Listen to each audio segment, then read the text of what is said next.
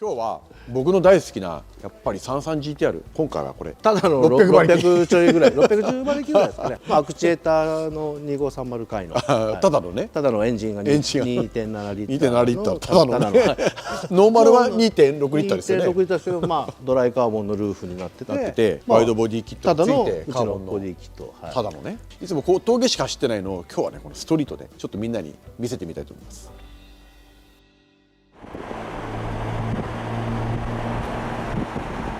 エンジンは 2.7、そうですね。タービンがいくつでしたっけ？ 2530、 はい。カムは264か、ステップ1でピストン大きいな。ピストンは HKS だ。ね、87パイですね。クランクノーマル。そうですね、クランクはノーマルですね。本当に普通に作れる仕様で、まあいわゆる RB が出た頃のでも当時でいうともうフルチューンっていうかだからもうそれに近いじゃないですか。だって当時だったら、そうですね。でも今じゃもう普通ですよね、これがね。そうですね。ベースっていうかね、昔600馬力って言ったらもうはい結構フルチューンに近いあれだったんですけど、まあ今こんだけなんか乗りやすい600馬力ができるようになりますね。そうですね。もうなんかノーマルっていうか25、その仕様がノーマルっぽいですよね、もうねある意味2530ってのはもう定番ですもんね。定番ですね。もう下から上まで使いやすいしね、もう安定のタービンですね。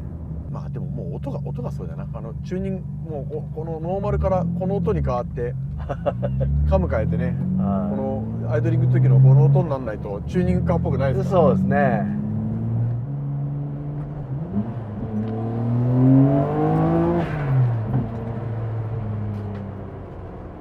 踏んだらそこそこ行くでしょ。十分に全然普通じゃないですこれ。普通の人乗れないですよこれ。いやいや乗れますよ。いや普通の人は乗れないです。そうですか。普通の人は踏めないです多分。あ、そうですか。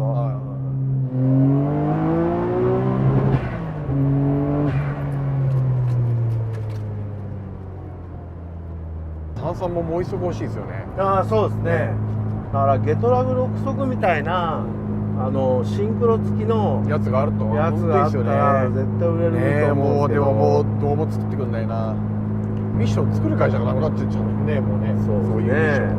モーターになったらもうミッション屋さんなくなっちゃう。なくなっちゃいますね。でこれ排気音も、僕結構マフラーマニアなんで、オリジナルマフラーを十何種類作ってるんですけどこれは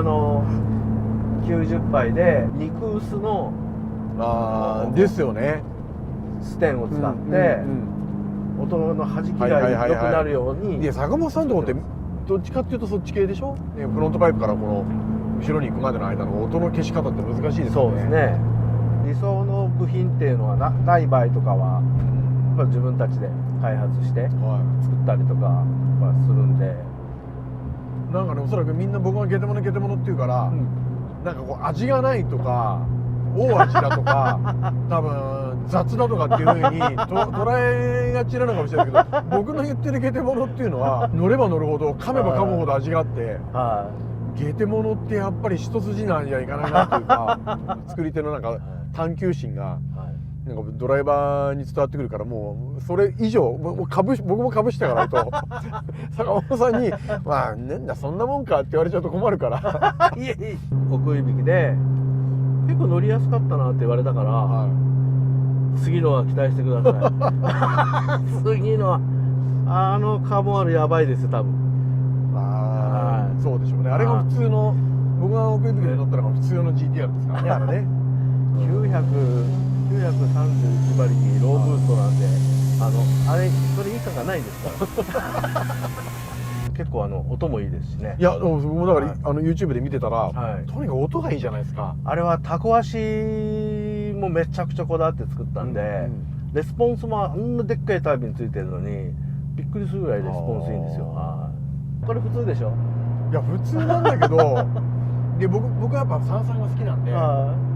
よりこう心地がいいというか、やっぱり車はこうだよなって。やっぱりこのパッケージ普通に乗るんだったら、エンジンこのぐらいで、足っていうかこの車のまとまりもやっぱりこのぐらいなんですよね。で足はこれほらバネアブの車庫長ですね。HKS のこれもでも乗り心地悪くないですよね。そうですね、もう本当全然苦に長距離ドライブも、これだって全然 HK さんの吊るしなんでしょ。涼しいですね。坂本さんでこう中が綺麗っていうかもう内装ちゃんとしてないとや絶対嫌ですね。ダメでしょ。昔から新車なんて買えなかったから、中古車ばっかり買ってたから、まず買えるのはハンドル、シート、シフトノブ、自分のこう手に触れるところは絶対すぐ変えてましたね。新品で綺麗なのにね。はい。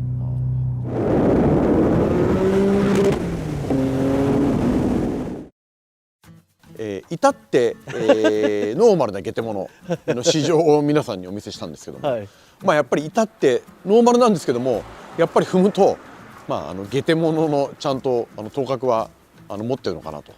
まあもう一昔前だったらもうほぼフルチューンに近かったんですが今ではもうこれがもう標準とかノーマル RB でいうもうノーマルエンジン、もう GTR だったらもうこれが乗ってて当たり前みたいなね、2530仕様の、もう HK そのもうね、もうベースモデルみたいなエンジン、もうこれが今もう坂本さん曰くもうノーマルだっていう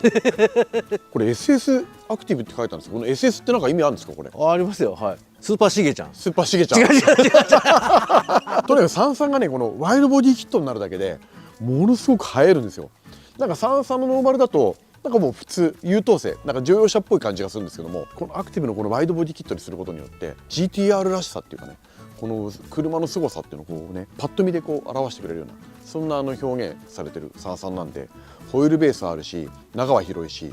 もう GTR といえば33、もう 33GTR はやっぱりこの日産が作るね GTR の中ではもう僕は名車だと思ってます。こんなに大人4人が乗って楽しく会話ができて高速クルージング移動できるね GTR 多分ないと思うんです。それにしてもですね、このベースすごいです。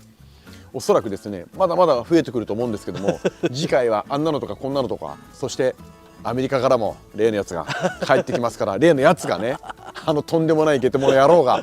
ですから、それを皆さんに、見せたいと思いますのでよろしくお願いします。こちらこそ